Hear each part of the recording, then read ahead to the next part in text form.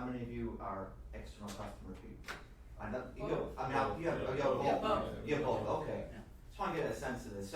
So what are the problems, I guess, because I know that everyone has a different kind of role and dealing with the people we gotta deal with, whether it be internal people or external customers, trying to get what we care about to be what they care about and try and get our message heard and try to deal with people in a way that's, you know, old school, I guess you'd call it, because, I mean, Bowling Green's not a giant town. You know, I grew up not a giant town. Things run differently than they would say in Dayton or Toledo. Where is the challenge with dealing with people today? Where do you find it to be? What comes across as being, if it only was this thing, it would be better.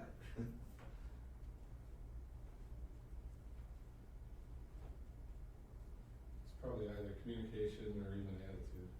Is it One of those attitude? two, yeah, one of those two things. Yeah, attitude. How do you find people, customers today are different? How do you feel, what's different about them than they were? Or are they different? Let's start with that. I'd say 10, 15 years ago. Yeah.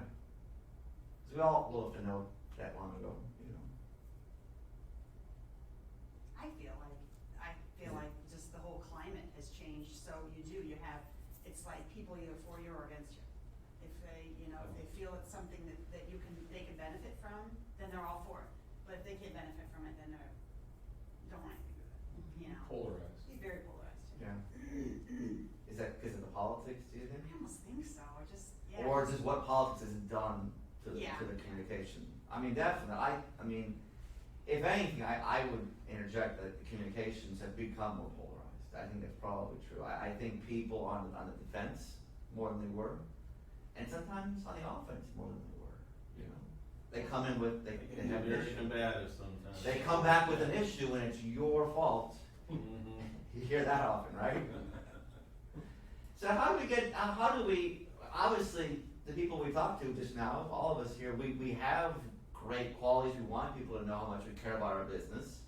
How do we let that part shine, the people who are already entrenched in this us and them mentality? Because I know that it's just not about marketing, but it's also about reaching people, communicating in a way that is just sometimes civil and sometimes adds value to your job and to their life. In our office, Matt has, we continue to have, this might sound basic, but we answer the phone in our office. And today I had a gal, I get this so frequently, Patrick. It's actually a voice, someone's going to talk to me, I don't have to go through the buttons, you know, they go on and on. We are real, we are there for you, we're gonna answer it, and you know, I've even had folks call saying, I said, well, why are you calling the auditor's office about this?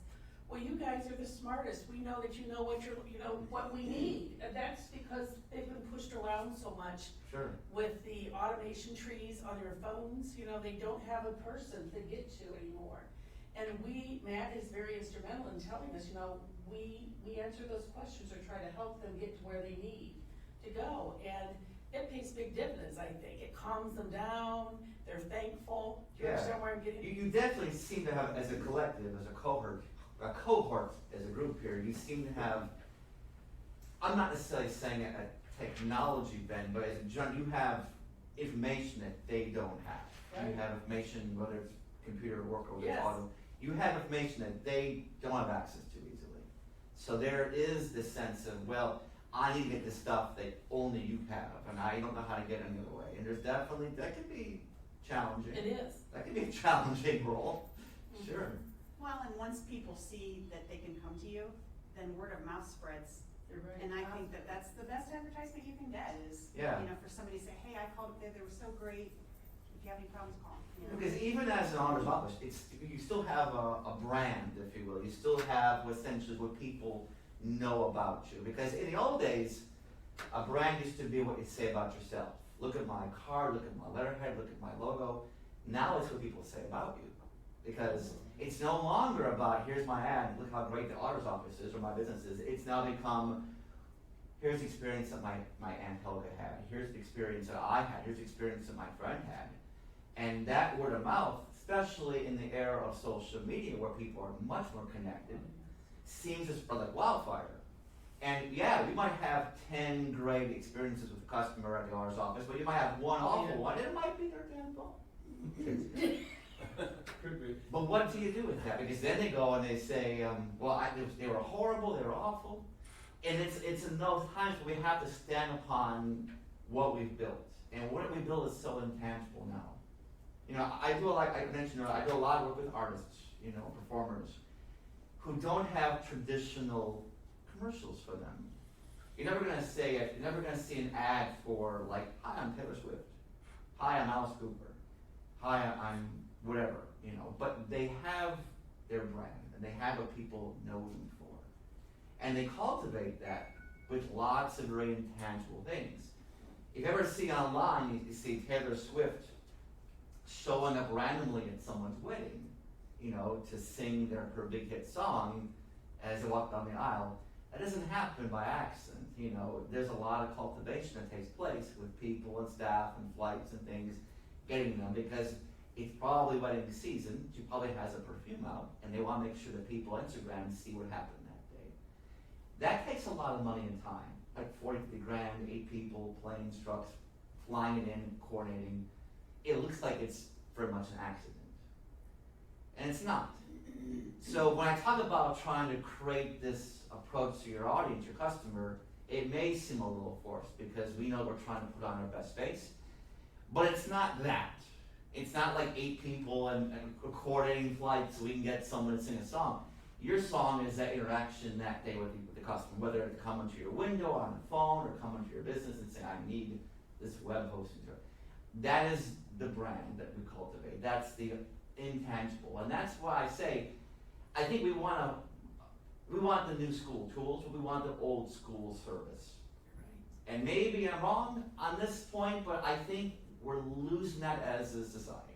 We are. I think more people than not are saying, listen, let's go get to McDonald's and let's go ahead and push the buttons. Right?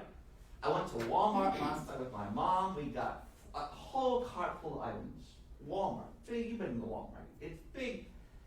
Every register is closed except for the self-serve. That's it. What more are you going to say? Sure, maybe I'm saving some money, but is being cheaper going to be the best answer? You know, is being fastest always the best answer? There's always going to be someone who's cheaper and faster and smaller, whatever it is in your market.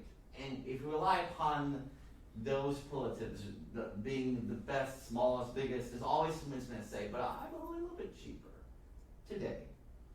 I'm a little bit easier today. And what we have to rely upon is what makes this different special. You know, being the marketing person for the person across from us is a sort of a way of exercise of looking into what's deeper, because authenticity is a lot of what we offer. You know, I'll tell you a story. Kent State. Who was the Kent State group? Okay, so went to Kent State. I got my degree in administration, marketing, and all that, and psychology.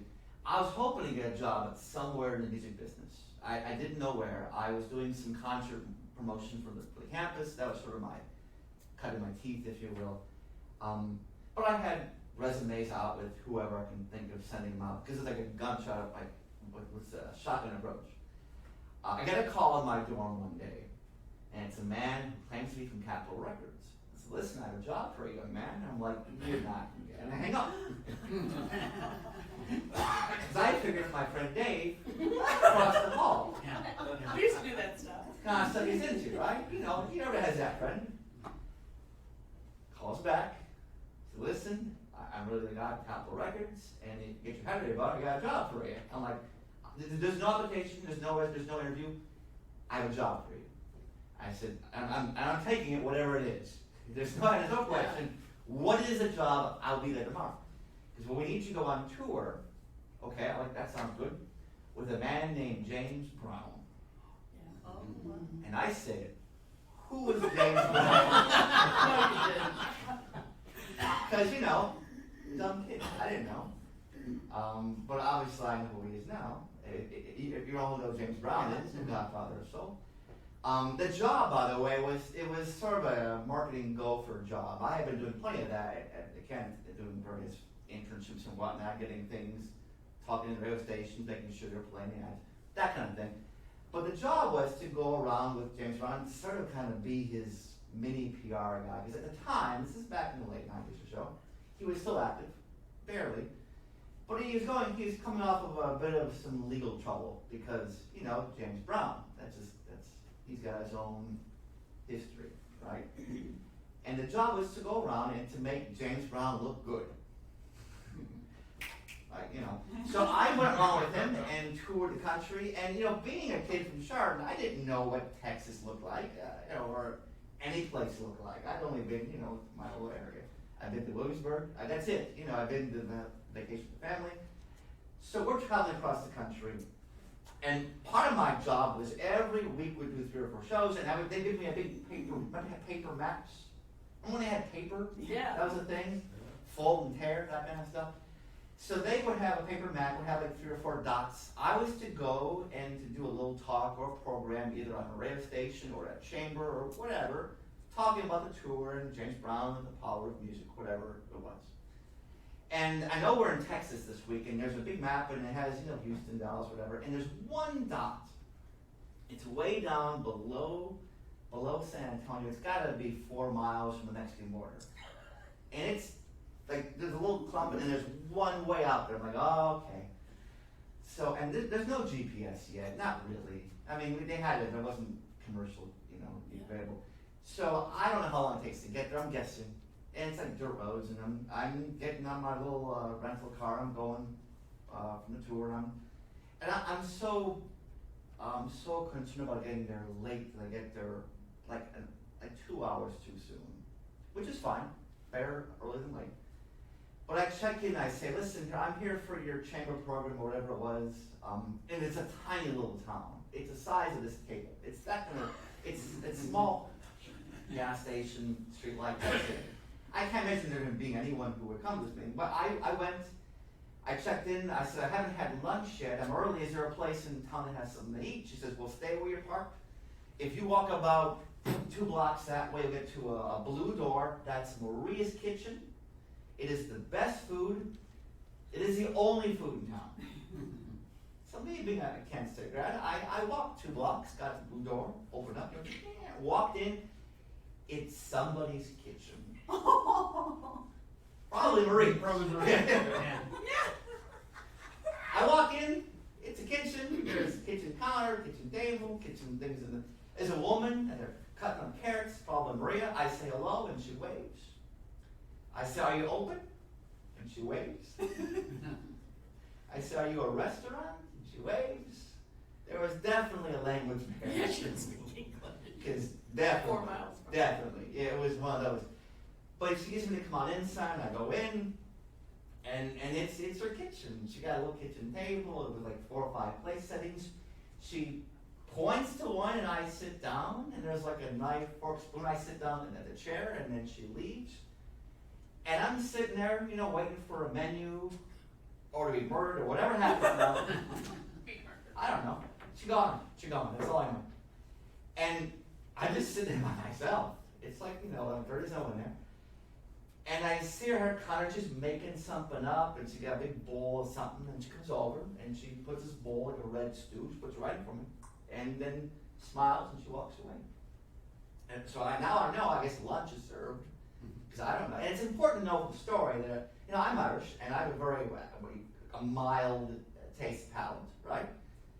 We didn't even have Taco Bell at that point in Chardon. So we got a spoon. I tried some of the red stuff, and it is hot. But spicy hot, right? And I know that I'm in trouble right now. This is the moment there's no turning back. I'm in the chair. I'm in the room. I had a little more. I thought, maybe I got a bad bite. Maybe some of the seasonings didn't quite mix up. That happens, homemade. I had a little more. I just got hotter. And I look over to see what she's looking at me across the room, and she's smiling, and I'm smiling, I'm waving. Now I gotta do my best. I'm having some more, I'm having some water, and more, I'm having the sweet teas next to me. And I get about halfway, because I think halfway, that's fair, right? If you went to a friend's house and you didn't care for the food, I think half will get you by. So I get halfway, and I push the bowl to the middle of the table, that is the international I'm done now sign. And I sit and just to see what happens next. And what happens is that two more guys from town, they're locals, I know they're locals. They sit next to me, I say hello, they both wave, I get what's going on. We're there awkwardly quiet for a while, and then she comes back again with like a tray of like these big cheesy chicken enchiladas that she made that morning in this kitchen. And then I'm in a good place, right out of the oven. I'm like, oh, I'm good now. And we all get one, and I'm in a good place until I see the fellow to my right, been sitting the whole time. He takes that bowl with a spoon, pulls it toward him, takes a little bit of red stuff, and he puts it on his enchiladas. Because I had been eating hot salsa for 25 minutes. Waiting on it. Yeah, and I paid for that steak, I want to say like for an hour. If we're being fair, days. Not enough tongues to fix that problem. Now, I was going to say that, she was the only show in town. She had what we would call like a seller's market. And her customers had really few choices. But they weren't coming just for the food. They went for Maria's food because she had put her heart and soul and her spices on a plate every day. And there's something about that makes it special. We call that authentic. And being authentic is so important, I think, right now, because I think you go online and you see a lot of people just being inauthentic. You hear about the fake news, you hear about fake people, fake businesses, fake campaigns, things that you see, well, that doesn't feel germane, that doesn't feel real to me. And I think as in a small town or a small business, we have an opportunity to do things that, like I said, big communities can't do. We have the ability to have a very close-knit, forward-facing approach to our audience, our customers, in the way that she did. Because they didn't come there just to get food for here. They got food for here because she knew Maria. They knew Maria, and she knew them. And I think about that because that is what makes it different. I talked to a young lady, Baldwin Wallace University, closer to Cleveland, Berea. And I did a program for the students there, and there was a young woman, she had a business, and you know how sometimes younger people, they don't want to ask questions in front of people. So I'm going to my car, and this young lady's chasing me down, I have a question. I said, sure, what's the question? She says, I have 6 chickens. I said, oh, it's a Charm question, I got this, right? Small town. So, she says, I have a business where I use the egg whites from my chickens to make face lotion. I'm like, could you say that again? Yeah, I use the egg whites to make facial cream and lotion. And then for the next 10 minutes, she told me all about how it's good for the environment, it's good for collagen, it's good for the skin surface, it's good for everything, and how the egg whites are important to the circle of life, the whole thing. I said, well, what is your question? She said, well, I've been given a 6-month contract with a store chain called Heinen's. I don't know if you know Heinen's out here, or if you know, it's a grocery store chain, kind of not quite Whole Foods, but sort of maybe a tear down, nice place. Sort of a wait and see contract to put her lotion in the store. And she had her designer building her some new logos for her packaging, and which one, could I look at, and which one did she think she should go with?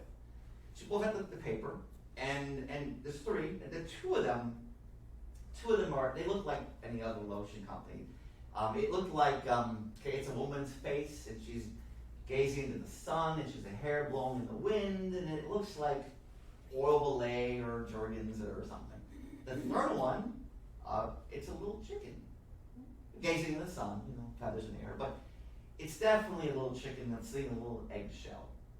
She says, which one should I use, right? Now I know the right answer is not what she wants to hear. I think deep down that her story is about that little chicken.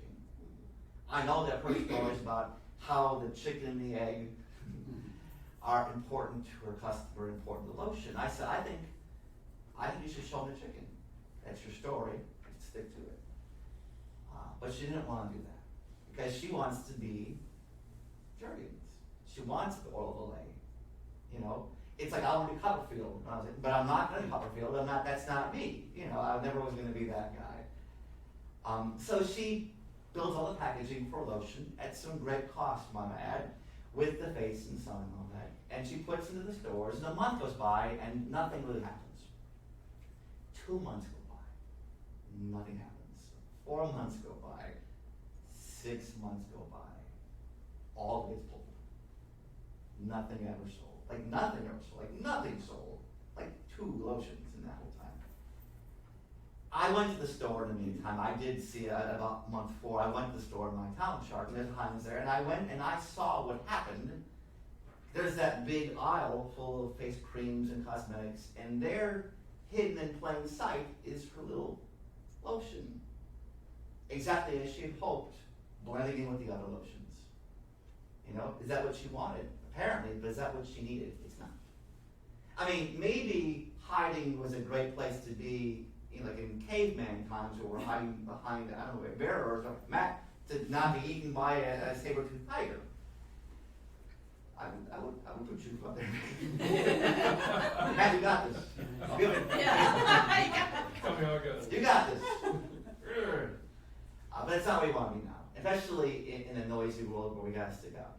You know, I will tell you there's a good end in the story. She did end up repackaging her lotion the following season with a new logo. Drum roll, please. Oh, chicken. Gazing in the sun, feathers in the air. That's not all she did though. She also built a Facebook page for all her chickens.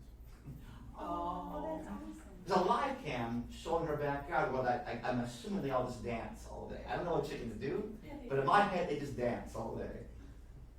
And one more difference, you know, I make six figures a year just on that one lotion. Awesome. Lead into your store. We don't have to be the big guy. There's an advantage today to not be the big guy. You know, I used to be the guy who was shy away from being the small town kid. You know, I used to go and do those tours and like, well, I'm from somewhere big, but I wasn't.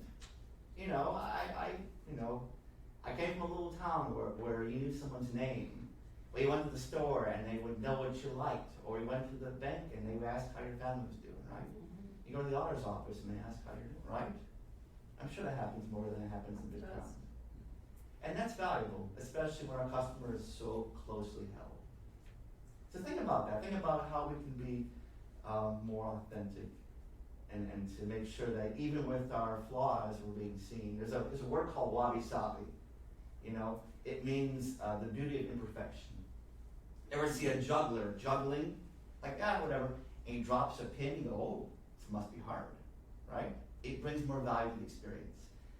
It's just the crack in the sidewalk and the missing petal in the rose, the velveteen rabbit. Sometimes there's an advantage to being real, right? So going forward, I want to mention the best strategy we have for reaching people, and you already know this because this is sort of the business I think you're all in, and that's helping first. And I say it to you, and I know it sounds so common. It sounds so obvious. But helping first is something that we are really not doing enough of. And I'm not saying you, but just as a global community, right? I'll tell you another story, because people ask what happens when I'm not in town. Well, the snow builds up. That's what happens when I'm in town. I get to go back to my house and deal with that nonsense, right?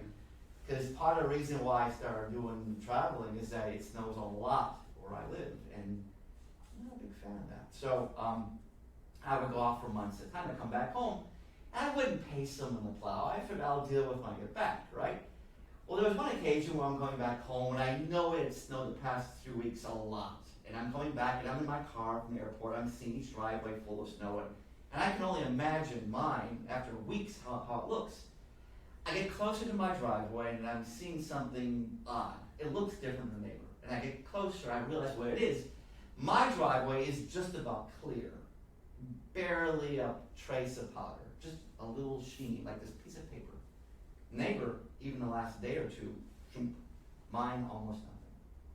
Did I think is this the ozone we've been promised? But, finally, greenhouse gases up here. I pull in, I look around, something else I notice. The whole driveway is full of footprints and shovel marks. like someone has been there. Like elf, I don't know what happened. Someone has been there. I go in and I look around and I see attached to my front door is a little piece of paper, like a white note. Now I'll tell you what it says. Handwritten, it says, "Sorry we missed you. Have a blessed day." And back it says, "From your friends of the Church of Jesus Christ of Latter-day Saints. The Mormons have shoveled the driveway." It's true. And I talked to my neighbor, and she had seen the whole thing that morning while I was gone.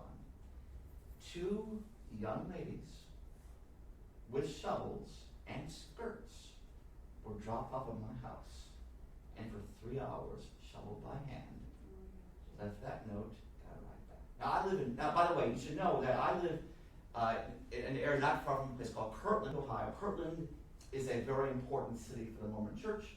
Before going to Utah, they moved there, have a great temple there, but there's a great visitor center, but they get a lot of these young missionaries that come, spend time in the area, probably my area, to help the community. This woman next door, she watches it shoveled by hand, and they could have gave me a pamphlet and walked away. I live right in town. I got a box of pamphlets by my front door from churches and, siding people and window fixers and all that kind of thing. And for the most part, thank you. Right in the box it goes. But in a blizzard of ads and offers, they did the one thing they had to do to stand out, and that was to help first. Because I don't think of the people in that box. I think about these 2 young ladies. Now, I'm not a Mormon today. I didn't change teams or anything. My mom would have a fit. But it did change the way I look at their church. Absolutely. And maybe it does for you now. I don't know. But the reality is that instead of selling, they helped. Sell and help are very similar words by 2 letters, but one makes a difference and one is just part of the noise. Think about how we can help people, because that's how you break through the Facebook and who built the wall of Kardashians and all the stuff people are talking about right now. And we see that a lot, at the government level. We see that a lot in the local business level. Because our customers are not just the people outside the wall, but the people in the rooms too, right? And sometimes being the salesperson is also being a good coworker, and making things like being the rock that Roger is, being the guy that said, "Listen, you need something, I got you covered." When things go crazy, he's got the guy's right here. I get that sense of it, yeah? That's part of what people say about you, apparently. I heard it today, and it's part of your brand. I'll tell you, finding ways to do that is fun and challenging at the same time. There was a man, I say young man, he's probably 9, Skokie, Illinois. It was in the paper years ago. It was during the Hurricane Katrina disaster. And he's in Skokie, Illinois. He's with his parents watching TV, and he's watching as this storm is just destroying the South, especially in New Orleans, right?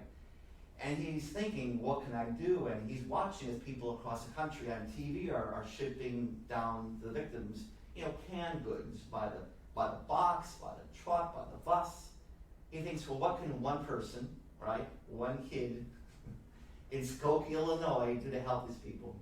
He goes to his kitchen, does some looking around, and he finds the one thing he knows they needed. Do you know what it is? Can opener. Exactly. Can opener. We could have threw more beans at it, he said, no, Mom, they need this. They need the can opener. And his mom says, I don't know what to do with that. But his mom says, give it to your teacher, she'll handle the can opener, right? And of course, as a class, they collect them. And then the school begins to collect them. And then their town begins to collect them. And then it goes viral, as all things seem to do nowadays. And before you know it, the whole country has followed this kid and his campaign. And it sends down 15,000 can openers. And that is too many can openers. But that's not the point. We ask ourselves, what can one person do at the auditor's office, at our business, as an event plan? What can one person do? Well, it's a ripple effect, right?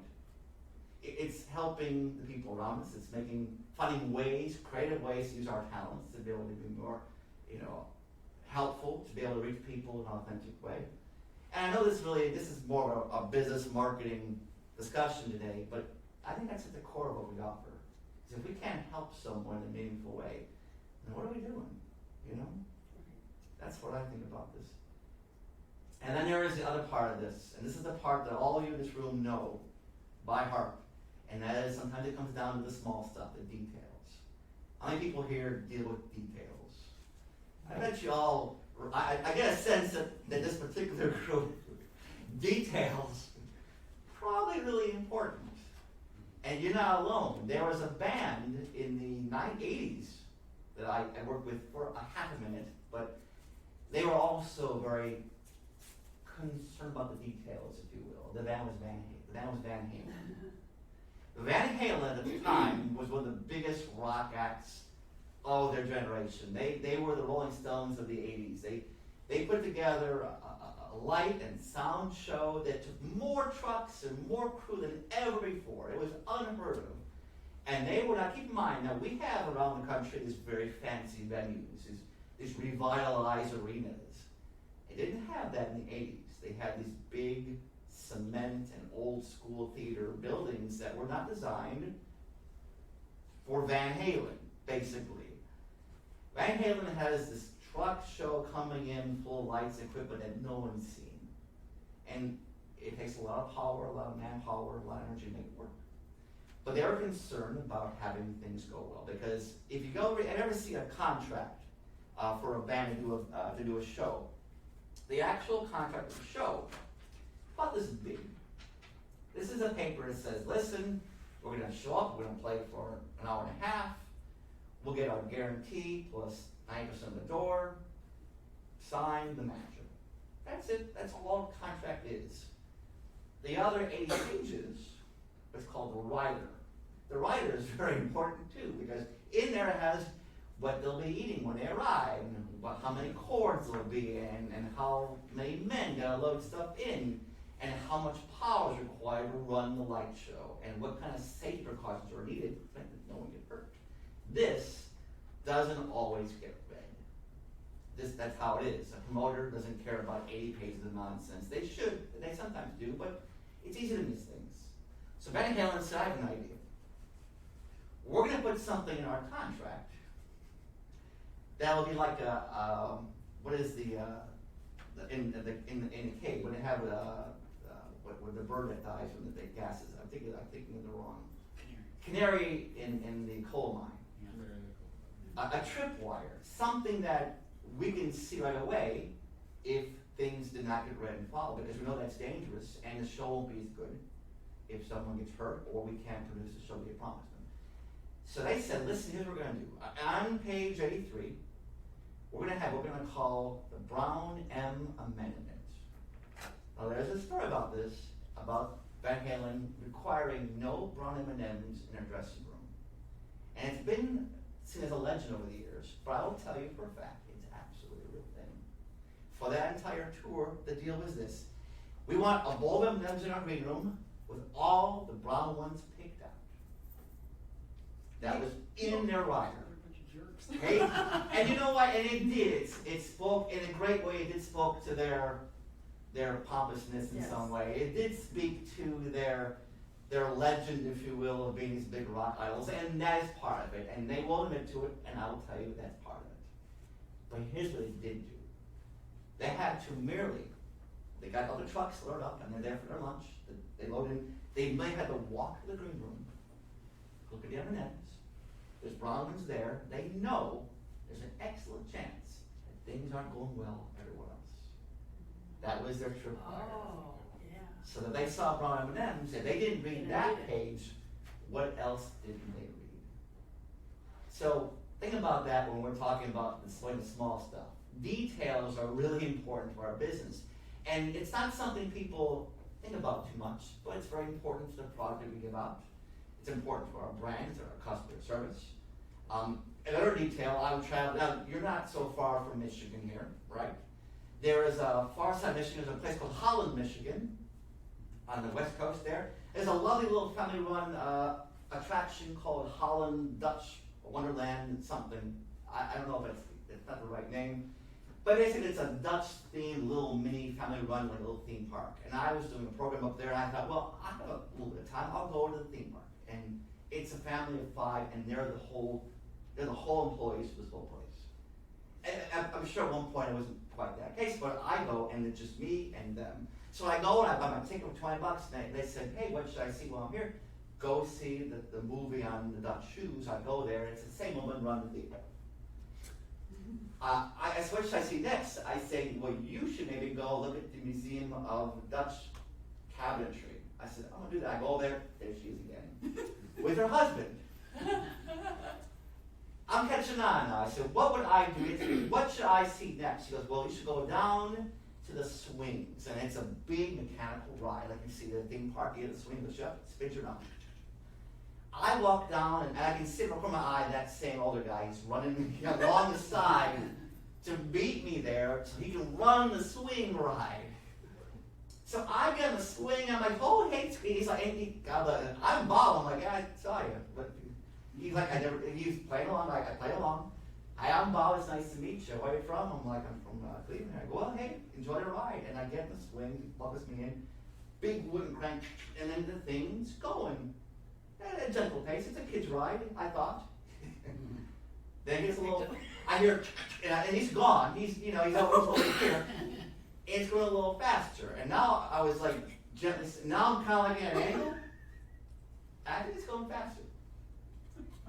So far, I'm okay with it, but it's not stopping. I'm like, I'm not sure how long. There's no time limit. It just when the guy's done, the guy's done. Well, I am done. I'm done right now. And I'm gonna get the guy's attention. I look around, that guy is gone. He's headed to the movies, by the way, because someone else came, right? And I can see him, and I'm like, hey, every time I can spin, hey. And I get this. This is what I see. This won't be just this. Oh, you can. I see this.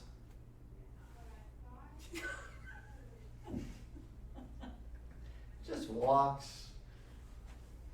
Like 2 miles an hour, taps the thing. It's an hour's gone by, I feel, and I'm going, and then the thing doesn't stop. It slows.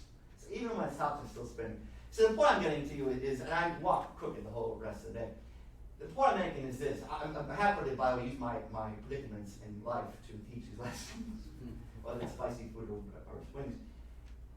He got everything right. He was personable. He was friendly. The details, the follow-through, he dropped the ball. And those follow-through details, those little things, it might not seem much to us, but to them it is a big deal. So, be authentic, helping first, sweat the small stuff, being more authentic, being more follow-through oriented. When I called my Verizon carrier a few months ago, fixing my phone line, I hate doing that, but it pushed the button to the person. I got home, and that night I got a call for a number I didn't recognize, and I'm like, I pick it up, and it's Helen calling from home, who works for Verizon, making sure my phone's working okay. She just got my number, went home, followed with me from Verizon. I'm like, that's special. I'm still at Verizon now. I pay a little more, but I don't like Helen, So, all right, so we've got just a couple minutes here. I know that you have to leave, but I want, if there's anything that we didn't talk about, I know I have a lot of stories and a lot of broad strokes, but if there's anything specific, I know this is a discussion mostly on old school tactics, and if there are any that I know for sure, it's being human as a theme, and then from there, not being afraid to be who we are, because it is our authentic self people are drawn to. It's also about helping first, because helping first is a way we reach people who are in an angry mood, or are having a bad day, or maybe you're bombarded by competitors, like that was. And following through with our details, being more centric to our small stuff, if you will. In the context of those things, is there anything that you wanted to ask about or talk about? Because I know we don't talk a lot about social media stuff, but we can. If you want to ask specific things, we got a few minutes to address questions. Mine is the hardest hurdle to get over sometimes is just price. Everybody's just thinking price. Yeah. You want to compare me to somebody else. Sure. Even though I think very well with, the cable company Spectrum and it was Time Warner, now Spectrum. I've gone gone through, had several phone carriers. They've been in business. It was originally GTE in the area. They got bought out by Verizon, and now it's Frontier. And we're doing the same thing, and same us. The last, basically area manager for Frontier basically went to the local Rotary and said he was gonna put all of us local guys out of business. He's no longer with Frontier, he's off somewhere else now, so. Yeah. And I'm still here. Yeah, you know the answer I'm gonna tell you, I'll tell you anyway. You can't market your business by being the cheapest, because eventually we're all out of business. Right.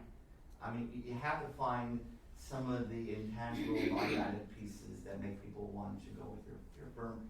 I know that everyone here, including myself, has chosen at one point or another, maybe currently do, a provider that costs more, whether it be for your hamburger or your internet, because we get more value out of the experience, whether because we get more from it. I'm paying a little more for Verizon because I can get a hold of them. American Express is a good example of that. I go to there's a store that I won't go to in my town because they're cheaper, but they're not better. You know, there are people I'll deal with because they cost more, but they're easier for me to deal with. There's a non-price reason for those kind of things, you know. And that's where we do well with some of what we call the social proof and some of the advocacy we see online through social media or through just word of mouth. And that is, yeah, this is the guy you want to go to. Yeah, you're going to pay a little more maybe, but he's far more worth it, you know. Sometimes you want to be a little more. Sometimes it says something about your business that you charge a little more. A lady from Chick-fil-A a couple of weeks ago says, listen, you know, at Chick-fil-A we can charge this. McDonald's charges this. What do we do about that? I said, celebrate. He said, look, we charge this because we're better. Ta-da!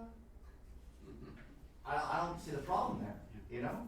It's easy to say that, and I get that, but focusing on those value adds and those experiences that you can offer that the big guy can offer, that's what makes it more meaningful. Being able to work with you easier, or having more personal service, those kind of things, even as an auditor's office, those matter. And that's the kind of thing I would focus on. Yeah, you could pay less, but why? What would you get for it? Look at Walmart, my damn shopping cart, by hand. You know, I didn't want to do that.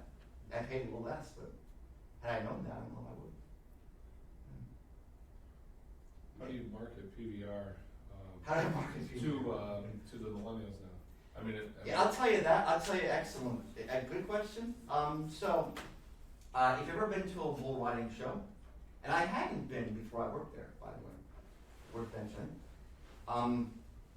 So what happens is this: you have maybe in an evening that lasts 3 or 4 hours, you might have 20 bull rides, and the goal as a bull rider is to stay upon the animal for 8 seconds. And we mentioned this earlier: everyone falls off. It's like business. Staying on, getting your moment, falling off, that's just part. You get back up again, that's what bull riding is. But keep in mind the time issue here. We have 20 rides that might last 8 seconds. That's like 160 seconds. That's like, what, 2.5 minutes of entertainment in an evening that lasts 3 or 4 hours. And that is not cool with millennials. Millennials do not want to sit 4 hours for 2.5 minutes of entertainment.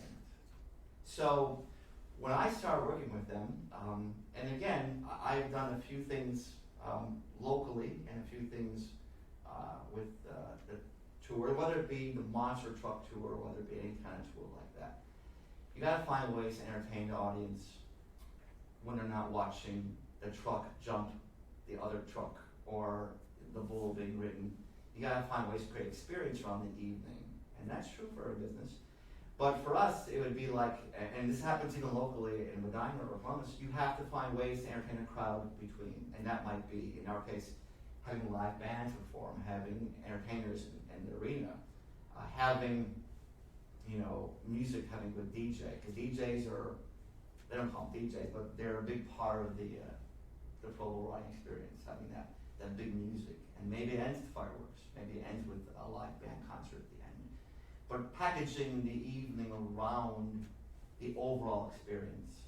And then, I think today too, making sure you price it in a way that's appropriate for the city you're in. I know there are a lot of those truck tours and boat tours, they have what's called flex pricing that they don't really advertise, but if they're going to a place like Chattanooga, which may be a little lower on the wealth scale, they'll still charge a higher price for the first few rows, but as it goes back up, you can almost pay, a few dollars to see the show. They make up that money by selling merchandise and it becomes more democratized way of making the money back for the evening. But to answer the question, I think millennials right now are looking for experiences. They can't get that on Twitter, on Instagram. They're connected. They have full of connections, but they don't have the real-time experience. And creating an experience around that audience is really important.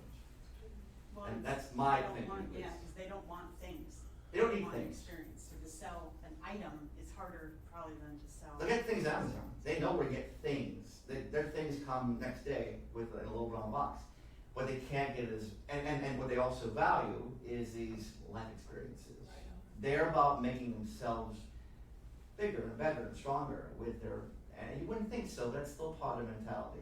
Being able to experience life for a higher purpose, or this self-actualization, that's actually part of the millennial spirit. And I think creating products and events that focus on that experience is important.